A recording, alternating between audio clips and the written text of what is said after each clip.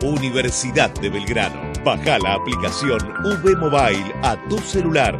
Cultura, educación, conferencias, doble diploma. Elegí lo que te gusta.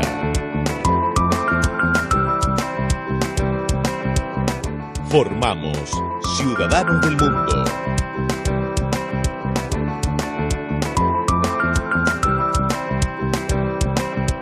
Universidad de Belgrano. www.uv.edu.ar.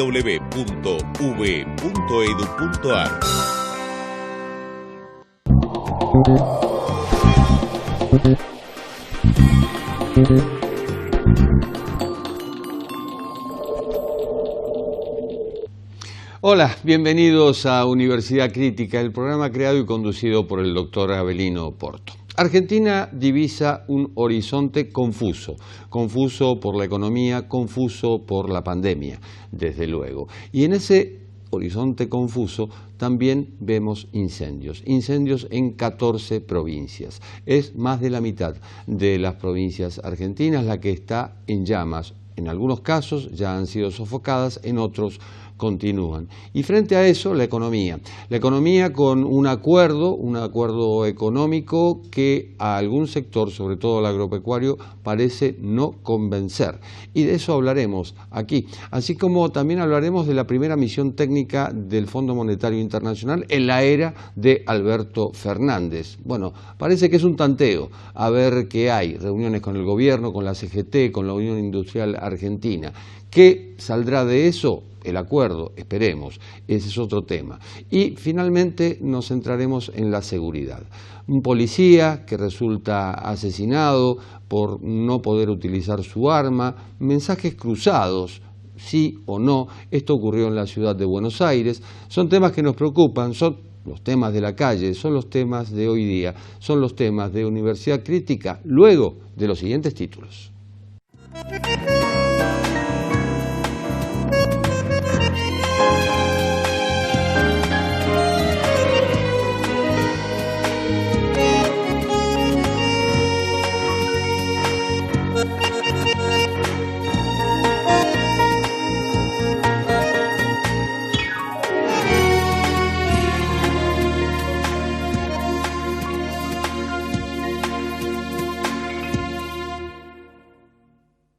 Dos temas que preocupan en Argentina. Uno de ellos son los incendios. 14 provincias, como les decíamos, están en llamas o en algunos casos han sido sofocadas, pero han quedado, por supuesto, las secuelas. Y el otro tiene que ver con la economía, con un nuevo esquema de retenciones que no convence, sobre todo al sector agropecuario. Para hablar de ambos temas estamos en contacto con Gabriel Rademacher, que es vicepresidente primero de Confederaciones Rurales Argentinas. Gabriel, ¿cómo le va? Pero muy bien, muchísimas gracias por este contacto. Hablábamos de incendios y tengo entendido que usted tiene un campo en Oliva, Córdoba, afectado justamente por las llamas. Así es, yo produzco y vivo en el campo con mi familia y el 26 de diciembre, concordantemente con un mensaje que desde CRA habíamos salido justamente reclamando por estas situaciones de inseguridad que veníamos de algún modo sufriendo productores, pero también reclamando por medidas. Sacamos un comunicado desde CRA un par de días antes y bueno, apareció la situación esta lamentable de la quema de una porción del campo mío, una quema que a todas luces ha sido intencional por cómo se ha producido, incluso los propios peritajes que llevó adelante la justicia y la policía desprenden justamente esa conclusión. Es un incendio que se inició adentro del campo, evidentemente no hubo una ignición espontánea, hubo alguien que cruzó alambrados, cruzó caminos, llegó hasta un lugar, un cultivo de maíz que en ese momento todavía no estaba cosechado, hizo un montoncito de plantas y prendió fuego. Lamentablemente, hasta el día de hoy, más allá de los trabajos que ha podido hacer la policía, no hay ningún sospechoso, no hay ningún detenido, no hay ningún esclarecimiento del hecho, en una situación que se repite en muchos hechos similares en distintos puntos del país, sobre todo en un momento de restricciones de circulación tan duras como había en aquel momento, que si bien hoy se han en cierta forma estirado y relajado, en aquel momento las restricciones de circulación eran muy duras, lo cual hacía pensar en cómo había gente que podía desplazarse impunemente para cometer estos actos de vandalismo sin que nadie lo viera, sin que no hubiera ningún registro, sin que nadie pudiera testimoniar que los había podido ver. La verdad que es una situación muy complicada y que pone en peligro la integridad de la propiedad privada, porque con esto se afecta no solo el suelo, los cultivos, sino también instalaciones, cuestiones que tienen que ver con la infraestructura, y algo que nosotros hemos denunciado desde CRAP con mucha sonoridad, que son los ataques a los silobolsas. Pero bueno, tiene que ver todo con lo mismo, ¿no? Con un enfrentamiento fuerte que lamentablemente hay entre algún sector del gobierno nacional y el sector productivo agropecuario.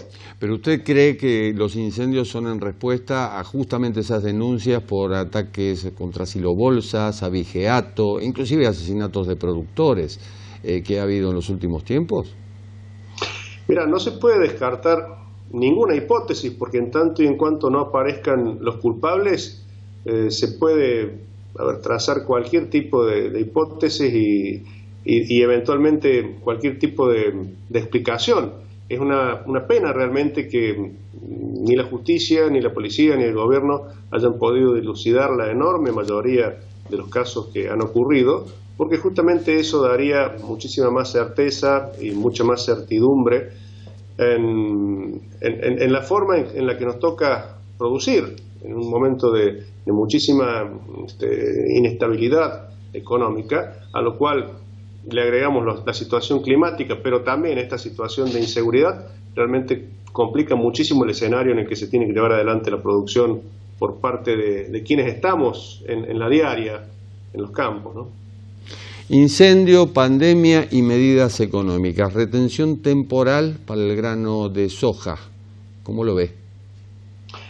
Bueno, la verdad que esto ha sido anunciado la semana pasada por el ministro Guzmán como una panacea para el productor, y ciertamente nosotros vemos que lejos está de ser una medida, primero, que le lleve un beneficio directo al productor, porque en la mayor parte de quienes pertenecemos a la producción primaria ya nos hemos desprendido de nuestra mercadería o la tenemos seriamente comprometida para pago de insumos, para pago de arrendamientos, para pago de impuestos inclusive, de modo que no podemos disponer y aprovechar eventualmente esta rebaja impositiva, que más allá de ser una rebaja impositiva es muy acotada en el tiempo y llega tarde para que el productor típico realmente la pueda aprovechar. Quien va a poder aprovecharlo es otro eslabón de la cadena, como es el eslabón industrial o el eslabón de exportación, que después de haber adquirido esa mercadería más barata, va a poder comercializarla más cara. Entonces lo que nosotros venimos denunciando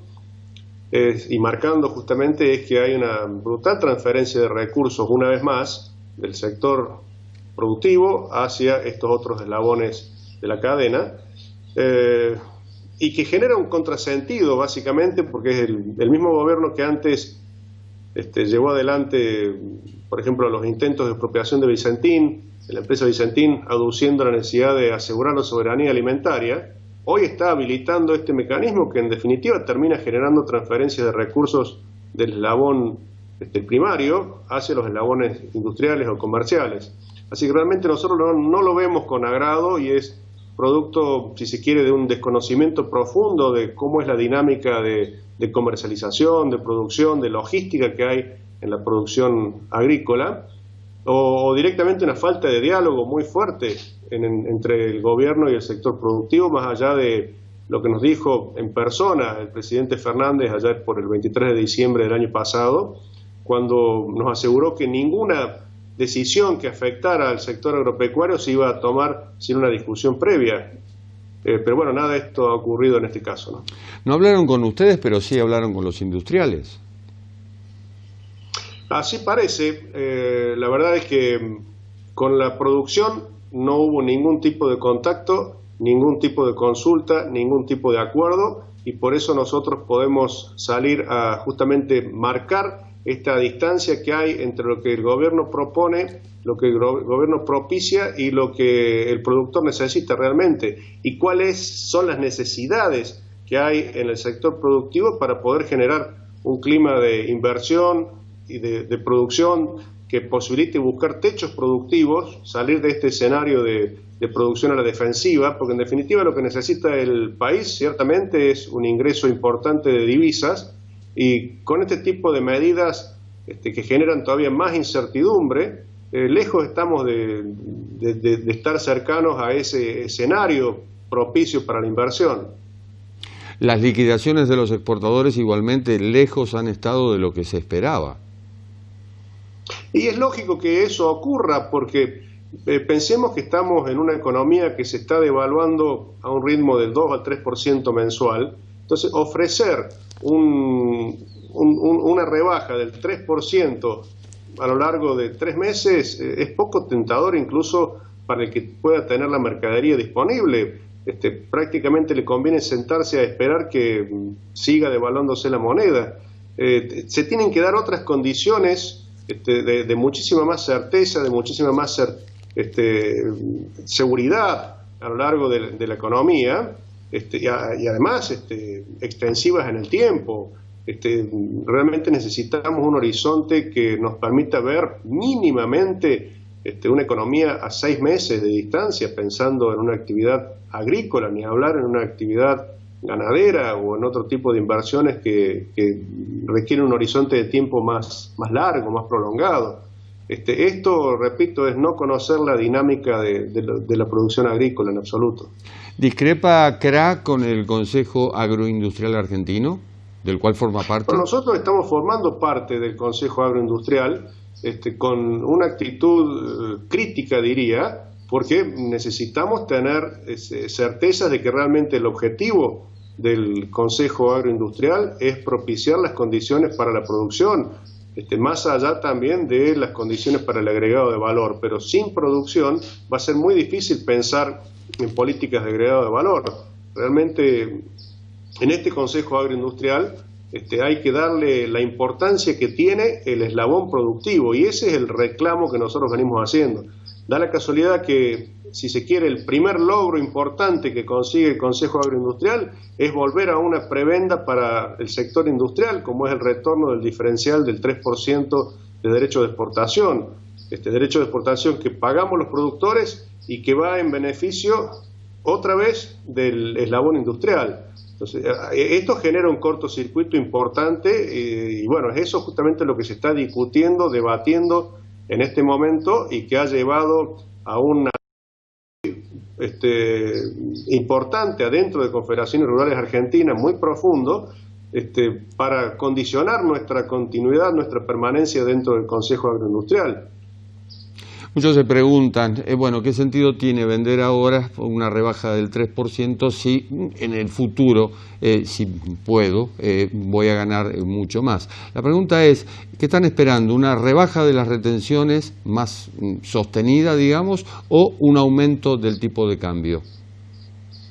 Lo que nosotros estamos esperando, y yo creo que no es únicamente el sector agropecuario que lo está requiriendo, esto tiene que ver también con la industria, con el comercio, con la provisión de servicios, es que exista una unificación del tipo de cambio. Nosotros estamos trabajando con un tipo de cambio, haciendo números redondos, aproximadamente de 50 pesos por dólar, y estamos reponiendo nuestros insumos, repuestos, con un tipo de cambio muy cercano al mercado de libre o blue o contado con liquidación, como quieran llamarle. Entonces hay una relación muy perjudicial de 3-1 que no resiste en el tiempo, porque le quita absoluta sustentabilidad a cualquier planteo productivo. Entonces, y en esto sí, por supuesto que tiene que ver los derechos de exportación, pero básicamente tiene que ver la arbitrariedad con que se coexisten distintos tipos de cambio en una misma economía. Y esto castiga en forma directa al productor, porque el productor es el que recibe el menor tipo de cambio de todos los activos que están trabajando en la economía. Frente a eso, ¿cree que está dicha la última palabra? Lamentablemente, en tanto y en cuanto el gobierno se obstine en establecer medidas económicas que terminan siendo parches, la salida de esta situación va a ser más dolorosa. Tarde o temprano el propio mercado termina acomodando las variables que artificialmente se buscan contener. Llega un momento en que se transforman en insostenibles y todos estos parches terminan volando por los aires. La economía argentina no ha vivido en innumerable cantidad de oportunidades y lamentablemente mientras los gobiernos más se demoran en sincerar estas variables, mayores son las consecuencias que terminan sufriendo los sectores más vulnerables, los sectores que dependen de un sueldo, de un mensual y los sectores productivos. Pero bueno, en esto se mezclan necesidades políticas, necesidades de tiempos electorales y muchos egoísmos de parte de gobiernos que no terminan de asumir la gravedad de la situación que estamos viviendo. ¿Por qué nos cuesta tanto en Argentina contemplar políticas de mediano y largo plazo? Porque realmente no hay un gobierno que empiece de entrada a pensar en hacer las reformas estructurales que el país necesita para poder adecuar el gasto a lo que producimos. Vivimos de prestado, vivimos de extraer de recursos de sectores productivos para abastecer un Estado que está absolutamente sobredimensionado y es insostenible en el tiempo. Y de nuevo, los compromisos electorales y las urgencias electorales le impiden a los distintos gobiernos tomar medidas que evidentemente son impopulares, pero vamos a seguir a los tropiezos hasta tanto esa macroeconomía no termine adecuándose a la realidad de que somos un país con una enorme cantidad de recursos, pero más allá de lo que digan los eslogans, somos un país pobre, porque no logramos adecuar nuestra economía, nuestros ingresos a los gastos que pretendemos tener. La paradoja es que si ganan ustedes, también gana el Estado, el gobierno de turno en este caso. Sí, lógicamente, pero los distintos gobiernos en forma reiterada terminan viendo al sector productivo agropecuario nada más que como una alcancía a la cual hay que extraerle recursos fiscales. Y está, pero largamente comprobado, que en tanto y en cuanto se siga asfixiando a un sector que es tan dinámico, los ingresos fiscales terminan disminuyendo. Por el contrario, hay puntos de equilibrio en los que a medida que disminuye la presión impositiva y toda la maraña, toda la red de impuestos que son a esta altura cerca de 170 que realmente nos agobian, las recaudaciones fiscales terminan aumentando como consecuencia del incremento de la producción. Pero bueno, son medidas que yo no sé si es por una cuestión ideológica, por una cuestión de dogmatismo. Este gobierno no termina de verlo y recurre siempre al camino corto de aumentar los impuestos para tratar de esa manera de generar mayores ingresos para el Estado. Bueno, el gobierno anterior también les prometió una rebaja de las retenciones y finalmente las terminó imponiendo. Porque tampoco terminaron de acotar el déficit fiscal. Son gobiernos que frente a las elecciones terminan aumentando los gastos para tratar de seducir al electorado. En última instancia terminaron generando políticas populistas también. Es decir, cambiamos de gobierno pero no cambiamos de política. Lamentablemente sí. No hay un estadista que realmente pueda conducir el país con políticas serias y de largo plazo. Estamos siempre en las urgencias electorales. ¿Qué papel juegan los gobernadores en esto? Tienen que jugar un papel sumamente importante y hay gobernadores que se están distinguiendo, sobre todo en la relación con los sectores productivos. Nosotros tenemos en Córdoba el ejemplo de la gestión del gobernador Schiaretti, que podemos disentir, podemos tener opiniones encontradas, pero ha generado un clima de diálogo con los distintos sectores económicos para tratar de construir consensos y generar esos escenarios de inversión hasta donde se puede dentro de las autonomías provinciales. Lógicamente hay situaciones macroeconómicas que escapan largamente a la gestión de los gobernadores, pero creemos que ese es el camino que hay que empezar a transitar, un camino de diálogo, de construcción y de poner en una mesa de intercambio de opiniones, a ver, un poco de cada lado, no pretender que todo recaiga sobre uno solo de los eslabones que tienen las distintas cadenas productivas, comerciales e industriales. Gabriel, ha sido muy amable. Muchas gracias. Muchísimas gracias a ustedes por el contacto. Un abrazo grande y a disposición. Un abrazo igualmente. Vamos a una pausa. En instantes volvemos.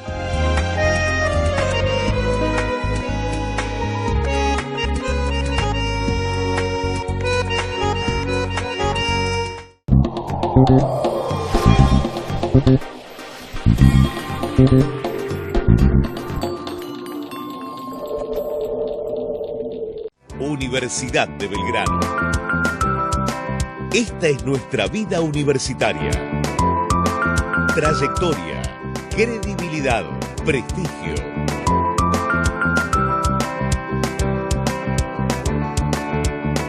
Ciudadano del mundo.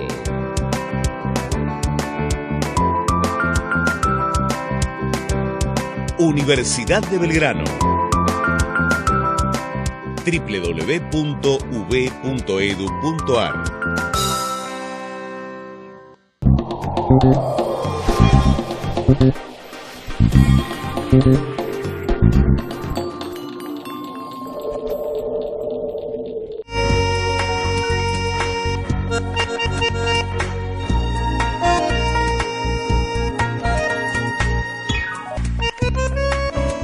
Acabamos de ver cierta disconformidad del campo con las medidas aplicadas por el gobierno nacional en una semana clave, la primera misión técnica del Fondo Monetario Internacional en Argentina. Un tanteo, aparentemente, un tanteo con el gobierno, con la CGT, con la Unión Industrial Argentina. Y vamos a hablar sobre esto con Federico Furiase, que es economista y es director de la consultora EcoGo. Federico, ¿cómo estás?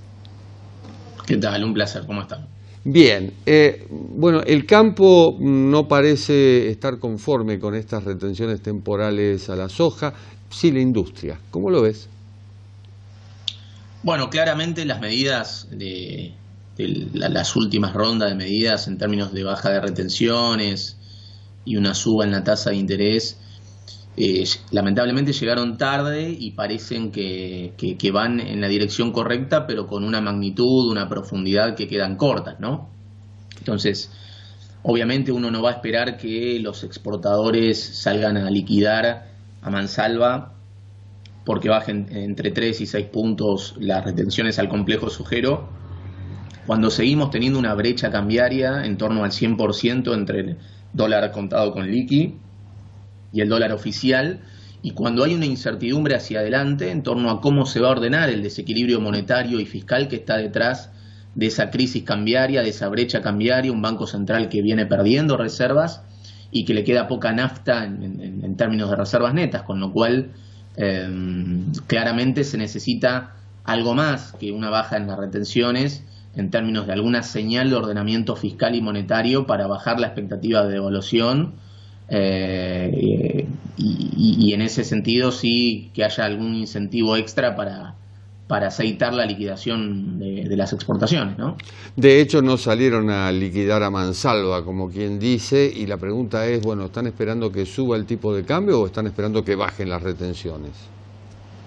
No, me parece que como todos los agentes, tanto el exportador que está sentado arriba de la soja, como el importador que acelera pago de importaciones financiándose a tasas reales negativas, como el inversor o el que maneja financieramente una empresa, quiere dolarizarse y le queman los pesos, todos están esperando en un contexto de brecha cambiaria de 100%, agujero fiscal muy fuerte que deja la pandemia y excedente de pesos, que esa brecha, como se resolvió históricamente, genere en algún momento una aceleración más forzada del tipo de cambio oficial, sobre todo cuando al Banco Central no le sobran reservas desde el lado de las reservas netas del Banco Central, que están en la zona de 4.800, 4.900 millones de dólares. Entonces, frente a ese contexto, digamos, la escasez de dólares es la contrapartida del excedente de pesos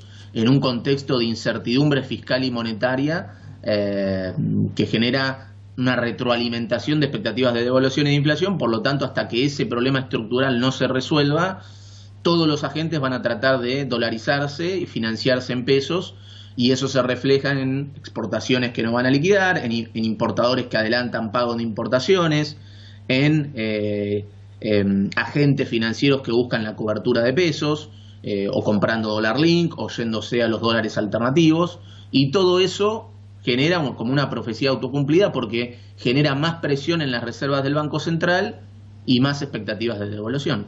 ¿Duró poco la alegría por el acuerdo con los bonistas privados? Bueno, ahí el gobierno había puesto primera en términos económicos, ¿no? Resolvió finalmente, más allá de las idas y vueltas, digamos, terminó solucionando un problema que había que solucionar y que era una condición necesaria para estabilizar la economía, una reestructuración de la deuda que da aire y tiempo porque despeja el perfil de vencimientos de deuda en dólares con el sector privado hasta 2024 aproximadamente, y eso da aire para aflojar la restricción externa y tiempo para hacer una convergencia fiscal creíble en el marco de un acuerdo con el fondo.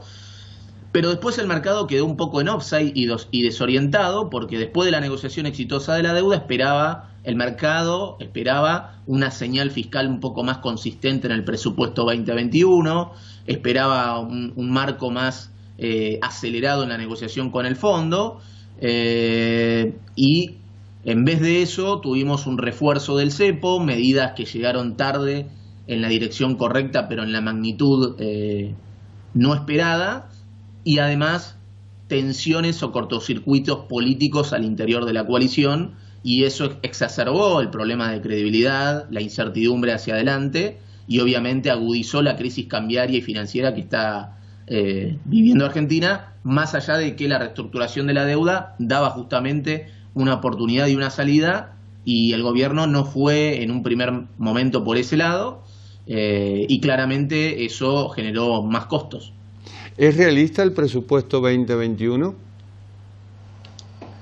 Yo diría que el principal problema que tiene el presupuesto 2021 es que, por un lado, el número fiscal, el número de déficit fiscal de 4,5 genera duda, genera incertidumbre, no genera una señal de que el gobierno quiere acomodar lo fiscal una vez que pase, obviamente, el gasto asociado a la pandemia, sobre todo cuando no hay financiamiento externo disponible y el 60% se va a financiar con emisión monetaria en un contexto de brecha del 100% y donde la demanda de dinero está muy golpeada, la gente no quiere pesos, por eso hay escasez de dólares. Entonces, por un lado, ese número no cerró y generó desconfianza, y por otro lado, hay un problema de consistencia, porque si finalmente esa va a ser el déficit fiscal y va a ser financiado en un 60% con emisión monetaria, frente a la macro de partida, con una brecha en 100%, con un desequilibrio monetario fiscal ya muy fuerte y una demanda de dinero muy golpeada, y la nafta que le queda al Banco Central en las reservas, va a ser muy difícil convalidar la inflación que propone el presupuesto en torno a 29-30%. Entonces, además de que el número fiscal no generó credibilidad, hay una inconsistencia que si finalmente ese es el número fiscal y esa va a ser la forma de financiar los 60% con emisión monetaria, bueno, probablemente el número de inflación entonces esté subestimado y estemos más cerca de un escenario de una inflación donde en el mejor de los casos pueda estar en la zona de 45-50%. Primera misión técnica del Fondo Monetario durante el gobierno de Alberto Fernández. ¿Eso puede ser objetado por justamente esa misión técnica? Bueno, la misión, yo creo que vamos a tener un fondo que va a pedir, más allá del número 2021, el fondo en lo que se va a concentrar no va a pedir un ajuste quizás mucho más fuerte en 2021 en un contexto de pandemia, con una economía que ya venía golpeada en 2018 y 2019, donde fracasó el acuerdo con el fondo durante el gobierno anterior y donde 2020 implicó una recesión muy fuerte a nivel global. Pero sí, yo creo que el fondo va a pedir una consolidación fiscal y monetaria hacia adelante, que es lo que no tenemos.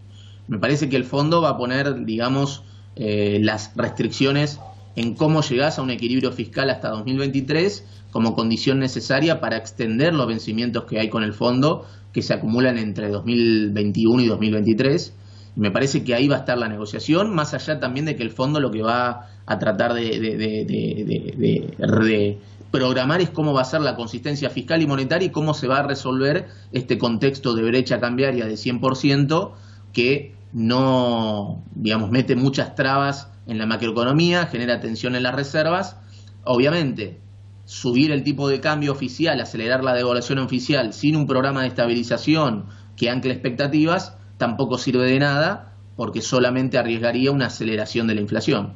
Pero tener una brecha del 100% tampoco es sostenible en el tiempo porque en algún momento la restricción de dólares y la presión sobre las reservas va a pasar factura sobre el tipo de cambio oficial, con lo cual el gobierno lo que necesita es dar un programa consistente con el fondo, tener un programa de estabilización, generar credibilidad, lo cual también creo que depende de una señal política, y el gobierno está confuso en términos de la dirección política y las tensiones políticas que hay hacia adentro, y me parece que eso tiene que formar parte del programa de salida macroeconómica para evitar en algún momento lo que el gobierno no quiere hacer, que es tener que devaluar más rápido el dólar oficial y convalidar una aceleración de la inflación que agudice la caída del poder adquisitivo. Da la impresión de que no va a haber ajustes, y esto también lo ha advertido la CGT, pero sí es probable que haya pedido de reformas. Bueno, yo creo que el fondo siempre plantea un pedido de reformas estructurales, pero me parece que ahí veo el punto de cortocircuito fundamental. No creo que el gobierno en el año electoral, en un contexto de recesión, pobreza y desempleo en aumento y tensión social, se ponga a discutir en el año electoral reformas estructurales. Entonces, eso lo veo más complicado, sobre todo lo que tiene que ver con reforma laboral. Quizás sí una agenda de reforma tributaria y en jubilaciones, pero me parece que ese va a ser un punto crítico y me parece que lo que tiene que reforzar primero el gobierno es un programa macro consistente en lo monetario y en lo fiscal. ¿El presupuesto termina siendo el plan económico del gobierno? No, yo creo que el presupuesto, digamos, define un set de variables que generan incertidumbre y que generan cierta incertidumbre además en torno a la consistencia entre la magnitud del déficit fiscal y la inflación proyectada, y eso no coordina expectativas. Entonces me parece que el gobierno debería hacer mucho más en términos de generar confianza en un programa económico para coordinar expectativas y evitar y salir de este círculo vicioso en el que está metida la macro, que es ese déficit fiscal muy grande que deja la pandemia, una emisión monetaria porque nos agarró una economía que no se puede financiar como lo puede hacer Chile, Brasil o Colombia, tasas bajas en el mercado de deuda porque viene de un default y de una denegociación de la deuda, y producto de esa emisión monetaria para una economía que piensa en dólares y que ahorra en dólares, bueno, genera esta distorsión en términos de que tenemos un dólar financiero en 150 y un dólar oficial en la zona de 77, y eso genera desincentivo para exportar, incentivos para importar, incentivos para buscar cobertura de pesos en dólares alternativos o instrumentos dólar link, y eso agudiza presión cambiaria, retroalimenta expectativas de devaluación y de inflación, con lo cual la única manera que tiene el gobierno de salir de ahí es tratando de generar credibilidad con un programa económico más consistente y una señal política que aclare el rumbo hacia dónde quiere ir, ¿no? Bueno, Moody's sigue diciendo que el riesgo crediticio en Argentina es alto. Exactamente, es alto, y como contrapartida, fíjate que a pesar de que Argentina reestructuró la deuda exitosamente en un mundo de tasa cero y donde no hay prácticamente vencimientos en dólares con el sector privado hasta 2024, hoy los bonos de Argentina rinden en la zona de 14-15%, es decir, todavía tenemos un riesgo país de 1.350 puntos básicos, cuando Ecuador rinde 10-11% después de una reestructuración, y se financian al 3,5%, Chile debajo del 2%. Entonces, eso implica que todavía hay una incertidumbre política muy fuerte y una incertidumbre en torno a cómo se va a ordenar los números fiscales y monetarios que están detrás de la crisis cambiaria y de esta restricción de dólares que es la contrapartida del excedente de pesos que deja el agujero fiscal de la pandemia para una economía que piensa en dólares. Que piensa en dólares y que reclama dólares y que restringe inclusive ese cepo por el cual ya hay muchos que no pueden acceder a esos $200 de ahorro. ¿Es una medida acertada? Bueno, claramente el Banco Central estaba en una situación muy complicada, con pérdida de reservas, y obviamente en una crisis cambiaria, cuando hay un problema de desequilibrios, todas las soluciones tienen costos. O acelerás el ritmo de devaluación, o aumentás la tasa de interés, o seguís perdiendo reservas, o cerrás el grifo. El problema es que el gobierno endureció los controles cambiarios cuando el mercado, después de la reestructuración de la deuda, pensaba que había otras alternativas, sobre todo cuando se le cierra el grifo al acceso de dólares a las empresas, que una vez resuelta la reestructuración de la deuda soberana, eso le abría el panorama de financiamiento a las empresas, con lo cual eso generó mucho ruido. El endurecimiento del cepo lo que hace es restringir la demanda, pero hay que trabajar sobre la oferta, con lo cual el problema es cómo bajar esa brecha cambiaria, cómo descomprimir la brecha cambiaria para que el exportador liquide y empezar a tener oferta de dólares. Entonces, claramente esa estrategia falló. Las medidas de baja de retenciones, suban la tasa de interés y una aceleración en el margen del tipo de cambio oficial van en la dirección correcta, pero llegaron tarde y parecen cortas, parecen que se quedan a mitad de camino en un contexto de incertidumbre política y cuando no tenemos un programa de estabilización y un rumbo fiscal y monetario más claro. Federico, a la luz de los resultados, ¿el confinamiento o el aislamiento terminó siendo peor que la enfermedad?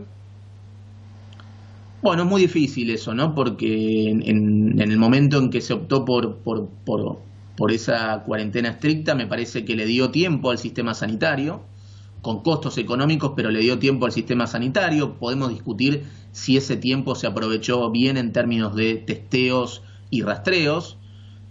Claramente eso tuvo un impacto económico, pero si no se hubiese tomado ese tiempo y la curva hubiese acelerado de una manera más temprana de lo que lo tuvimos finalmente, también hubiese generado un impacto económico. Me parece que en todo caso, quizás una crítica que se podría hacer es que el nivel de testeo no se hizo de la manera que se debería haber hecho en paralelo con esa cuarentena dura que se tomó en los primeros meses, y obviamente económicamente había que estar a la altura de las decisiones sanitarias. El problema es que Argentina, como venía de una recesión de 2 años, no tenía financiamiento disponible y no contaba con ahorros previos. Los espacios macroeconómicos para que Argentina pueda contener la economía frente a las medidas sanitarias muy duras eran muy limitadas.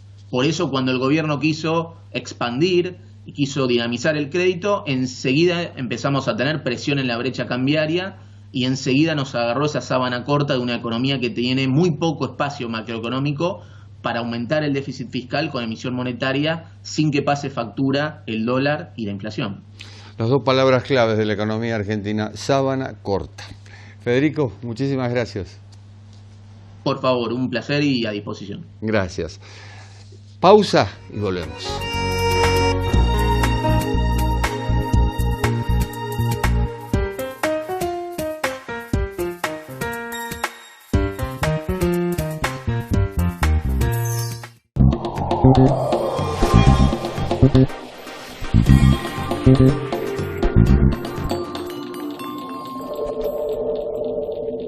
Universidad de Belgrano. Baja la aplicación V Mobile a tu celular. Cultura, educación, conferencias, doble diploma. Elegí lo que te gusta.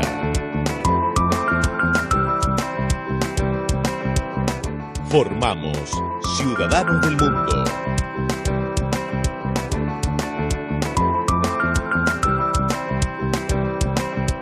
Universidad de Belgrano.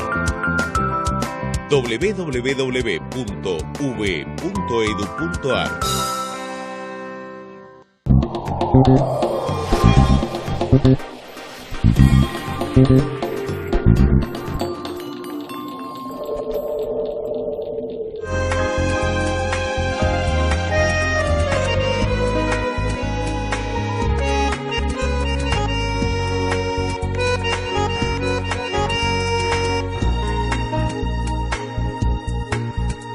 Desde hace mucho tiempo se debate en Argentina el rol de las fuerzas de seguridad que muchas veces temen disparar sus armas cuando la circunstancia lo amerita, cuando se ven en peligro. Y es el caso de Juan Pablo Roldán, oficial del Cuerpo de la Policía Montada, que murió apuñalado a unos metros del Malva, en la ciudad de Buenos Aires. Tenía 33 años, un hijo de 4. Bueno, el atacante falleció poco después. Pero si vamos al caso, la discusión que continúa y que no se resuelve es justamente si la policía puede usar sus armas frente a circunstancias excepcionales, como son, por supuesto, circunstancias en las cuales peligran sus propias vidas. Estamos en contacto con el doctor Martín Echegoyen Lynch, que es doctor en Ciencias Penales y fue fiscal en San Isidro. Doctor Echegoyen Lynch, ¿cómo le va? Hola, ¿qué tal, Jorge? Un gusto estar con ustedes. Igualmente. Bueno, seguimos con la discusión, seguimos dando vueltas. ¿Pueden usar los policías sus armas? ¿Tiene más seguridad el delincuente que el policía mismo? Y en estos momentos pareciera que sí. Es la misma discusión que seguimos desde hace años, ¿no? Desde que se instalaron estas teorías zafaronistas en la justicia. Y por supuesto siempre los derechos son para los delincuentes y no para las víctimas. En el caso de la policía, por supuesto que tiene derecho en este tipo de casos a defender sus derechos y los derechos de terceros, aparte porque está ejerciendo su autoridad, como debe ser. El gran problema es que la policía siempre se critica porque está mal entrenada, y puede haber casos que así lo sean, pero el problema es que están temerosos de usar sus armas. ¿Por qué? Bueno, ya lo vimos con el caso de Chocobar, ¿no? Independientemente de que vaya a haber una condena o una absolución ahora en el juicio que recién empieza, es una persona que actuó de buena fe. Bueno, ya todos conocen las circunstancias del caso San Telmo.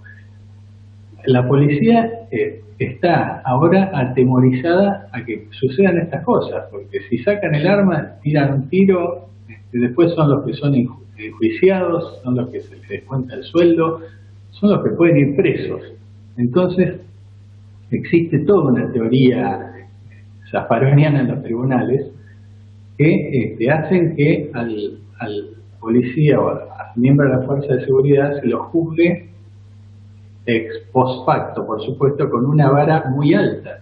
No se lo juzga con la adrenalina que hubo en el momento, con las circunstancias que hacen que tenga que utilizar la fuerza, si es letal o no. Por un lado es eso, no se lo deja o se lo restringe ideológicamente con el uso de la fuerza letal. Ahora, también luego, en este gobierno, por la nueva ministra de Seguridad, la antropóloga Frederick, les prohíbe también usar fuerza no letal. Entonces, es como que ya están atados de pies y manos, ¿no? Porque hay casos en que la fuerza no letal es crítica y es ideal para casos así como el que sucedió ahí en la Puerta del Malva. Pero bueno, al no poder utilizarla y también estar restringidos por miedo al uso de la fuerza letal, pasan estas cosas. Termina el policía siendo la víctima de un delincuente, de un criminal o de alguien alienado. Cuando habla de armas no letales, habla básicamente de esas pistolas Taser. Claro, correcto. Pueden ser tanto Taser como cualquier otra arma no letal que usa policías en cualquier policía más o menos moderna del mundo. Pueden usar armas de choque eléctrico, pueden usar inhabilitadores por gases químicos, pero bueno, si no habilitamos a la policía a utilizar este tipo de armas, bueno, no le estamos dando ninguna otra chance. Igualmente, en este caso del Malva, una persona con un arma blanca en la mano está perfectamente habilitado el policía para utilizar fuerza letal, porque el arma blanca es un arma absolutamente letal, más a corta distancia. Entonces, Pero hay otros casos de gente alcoholizada, gente drogada, gente con una botella, con un palo. Bueno, son cosas que quizás habilitan y sería ideal que la policía tenga este tipo de armas no letales, porque no necesita utilizar la fuerza letal, para eso son. Lo raro es que acá los organismos de derechos humanos se oponen a las armas no letales. Entonces es medio inentendible, porque justamente son para eso, para no tener que herir o matar, ¿no? Nadie pretende que el policía utilice sus armas ni que haya represión, por supuesto, pero ¿cuál es la razón de ser del policía si está atado de pies y manos para actuar? Claro, absolutamente. Sí, sí. Bueno, esto pasa cuando se da ese tipo de ideología al sistema policial judicial, ¿no? Y estamos inmersos en eso desde hace un buen tiempo, porque si bien en el gobierno anterior había todo un discurso un poco más, digamos, pro fuerzas policiales, tampoco la policía tenía gran apoyo, ni era entrenada en la forma en que tiene que serlo, era más el discurso que lo real.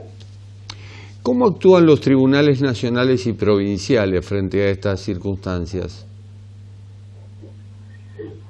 Bueno, por supuesto hay de todo, ¿no? Pero digamos que podemos decir de 20 años a la fecha, casi todos los jueces y fiscales que fueron designando eran gente que tenía que expresar en sus exámenes prácticamente adoración a las teorías abolicionistas o extremadamente garantistas de Zaffaroni y otros autores similares, porque si no directamente no pasaban los exámenes. Entonces, hay gente que, inclusive no siéndolo, se tuvo prácticamente que disfrazar de garantista abolicionista para aprobar los exámenes y luego igualmente era muy difícil que sean designados, ¿no? Porque siempre se buscaba de ese tipo de ideología. Y esto es un problema porque redunda en lo que estamos viendo, ¿no? Nuestra seguridad va en decadencia y viene en decadencia y nunca repuntó en absoluto, a pesar de varios signos políticos que nos han gobernado. Es decir, el delito es causa de la falta de igualdad, es causa de la pobreza, es decir, de una situación social injusta para la que tampoco se ha hecho nada, es por lo que se ve, con 40% de pobreza en Argentina. Sí, absolutamente. El delito igual es multicausal y es muy difícil hablar del delito en general, porque no son las mismas motivaciones las de un estafador que las de un violador o las de un asesino, ¿no? Pero cuando uno tiene una situación social que no por ello va a causar delito, hay países que tienen la misma pobreza o la misma inequidad que Argentina y no tienen el delito de Argentina, y viceversa, hay países ricos y en lugares bastante bien económicamente hablando que están bien, e igual tienen delito. El delito se puede controlar en cualquier tipo de sociedad. Ahora, siempre el caldo de cultivo de tener una sociedad en la pobreza o en la indigencia y a la vez impunidad, eso hace que mucha gente elija el camino del delito, ¿no? Pero no quiere decir que porque haya pobreza va a ser una relación directa con el delito. Al contrario, el pobre siempre es el que es victimizado por el delincuente. En una sociedad, hasta estadísticamente, porque una sociedad como la nuestra, con bastante delito violento, no llega al 1% de criminales, entonces teniendo un 40% de pobreza. Entonces, emparentar también a la pobreza con el delito es bastante injusto en ese sentido. Totalmente de acuerdo. Es más, el pobre es el que más sufre el delito, es el que más desprotegido está. Pero la pregunta es, ¿estamos naturalizando el delito en Argentina? Pareciera que sí. O sea, uno no sabe más cuántas rejas más poner, cuántas alarmas más poner, y cada vez se encierra más, cada vez sale menos de noche, bueno, porque ve que no hay ninguna respuesta. Hace un tiempo hacíamos un análisis un análisis criminal, que es la base que tiene que hacerse en cualquier plan de seguridad, ¿no?, de una ciudad, y nos daba que, por ejemplo, que el delito violento más importante estaba desarrollándose de 10 de la noche hasta las 2 de la mañana. Bueno, al compararlo con la actividad policial de ese mismo distrito, veíamos que era casi nula la presencia policial en la calle. Entonces, bueno, cuando no se utilizan este tipo de herramientas científicas para el delito, y a la vez agrego la impunidad judicial que tiene el delito, ¿no?, es el cóctel perfecto. El año pasado hubo cerca de 5 millones de delitos y se llegaron a 30.000 sentencias condenatorias. La mitad absolutamente leves y 15.000, digamos, con prisiones efectivas. Entonces, ahí es el gran problema. Nosotros tenemos un sistema tan poco creíble para la ciudadanía que siempre damos el ejemplo. Si nosotros hoy en cualquier lugar hay 300 delitos, 200 ya no se denuncian, pasan a ser cifra negra, porque la gente no tiene confianza. Sabe que lo único que van a hacer es llamarlo después de una fiscalía, decirle que se archivó la causa, molestarlo, tomar la declaración y a no darle ningún resultado. Entonces esos 300, 200 ya no se denuncian. Los 100 que se denuncian, el 90% de eso, o sea, 90, quedan como con autor desconocido, NN, porque en la práctica judicial se conoce que van a un cajón y esperan hasta que prescriben. De los otros 10, que son con autor, entre excarcelaciones, morigeraciones, prisiones preventivas que no se cumplen porque ni bien se da una excarcelación, el individuo, el criminal se profuga. Entonces, de ahí llegamos a una sentencia condenatoria. Entonces, bueno, 300-1, ahí vemos por qué estamos como estamos, ¿no? Me pregunto, doctor Echegoyen Lynch, si el delito es funcional a la política, y no me refiero a la alta política, me refiero a las barras bravas, me refiero a los punteros, es decir, es un círculo vicioso en el que evidentemente no hay fuerza policial que pueda actuar. Sí. Bueno, la connivencia con la política es absoluta, y más sobre todo en el crimen organizado. Hay crímenes como la trata de personas o como el narcotráfico. El narcotráfico y el narcouso están, sobre todo el narcouso, está relacionado con los 2/3 del delito violento. Ahora, no hay lugar donde el narcotráfico pueda moverse con tanta facilidad si no hay una anuencia política. Digamos, no solo en el negocio está la mala policía, sino que también la política, y es una estructura piramidal de recaudación.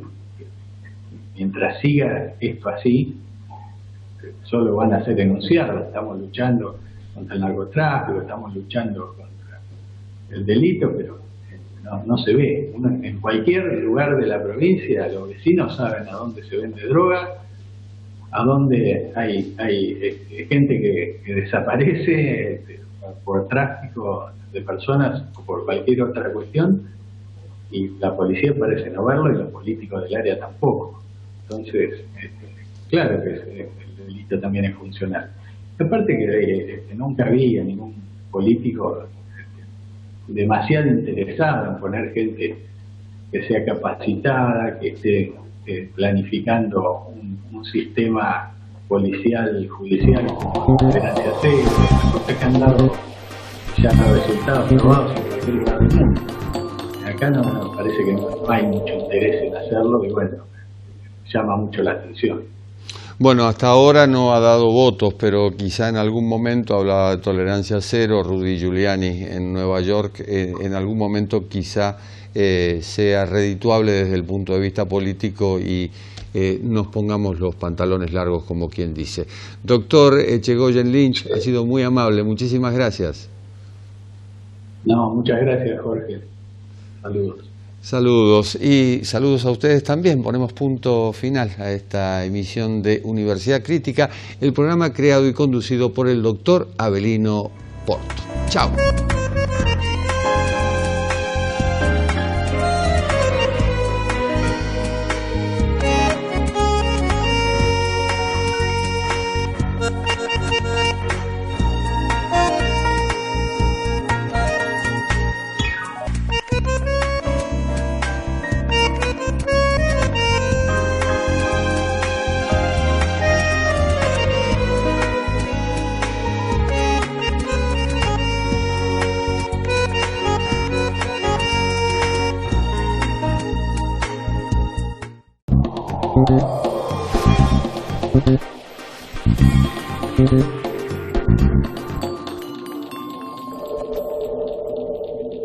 Universidad de Belgrano.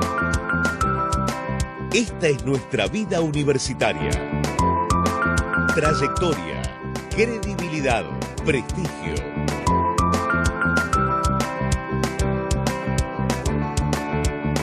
Ciudadano del mundo.